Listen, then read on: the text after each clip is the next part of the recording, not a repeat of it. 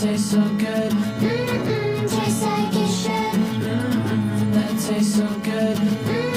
Tastes like it should. Et je vous fais cette vidéo que j'avais l'intention de faire en début d'année, donc il n'est jamais trop tard pour bien faire. Et ça concerne les vampires énergétiques. Cette année 2024, qui est une année de prise de pouvoir pour la plupart d'entre nous, est aussi une manière de pouvoir faire le tri dans tout ce que nous avons, parce que pour faire de la place et prendre sa place, il faut faire de la place. Et dans cette action de faire de la place, il faut aussi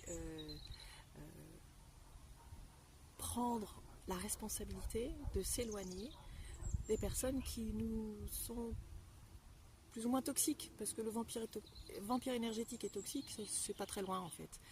Et parmi les vampires énergétiques, il peut y avoir le gentil vampire énergétique, hein. Il y a toutes sortes de choses, toutes sortes de personnes.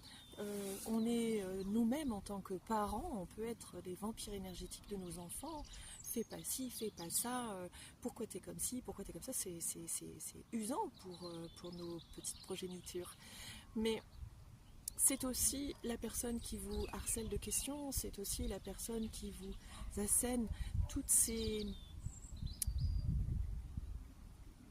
malheurs, tous ces problèmes et qui ne se préoccupe à aucun instant de savoir si vous êtes en état de les accueillir ou pas. C'est aussi oui, les personnes qui, lorsque vous avez passé une heure avec eux, vous vous sentez épuisé. C'est ça, le vampire énergétique. La personne qui vous épuise. Rien que par sa présence, elle ne fait pas grand-chose, mais il suffit qu'elle soit là pour que son énergie, en fait, fait qu'elle absorbe votre énergie. Et ces personnes-là, il faut savoir les identifier, les reconnaître, pour ne pas subir leur vampirisme, ou tout du moins savoir le gérer et prendre la distance au moment nécessaire pour ne pas s'épuiser et perdre tout notre jus à leur donner tout ce qu'on a sans conscience. Et la prise de conscience permet de dire oh, t'es gentil, je t'aime bien, mais là ça heurte mes valeurs. Et ça permet aussi de prendre conscience de nos propres valeurs.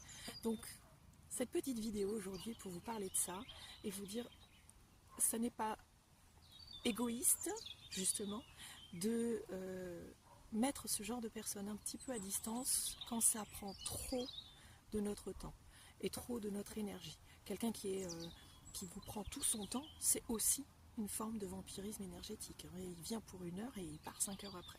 Vous n'avez pas fait vos courses, vous n'avez pas pu aller chercher vos gamins à l'école, vous êtes en retard pour tout. C'est du vampirisme énergétique. C'est toute une...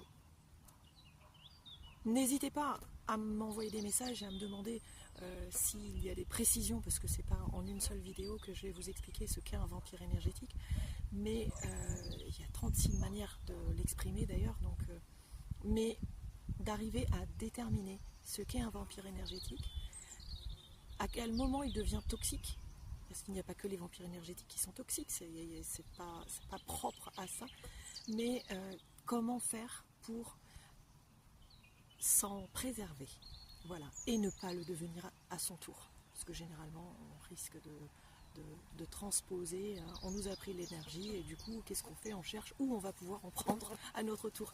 Donc comment éviter ça?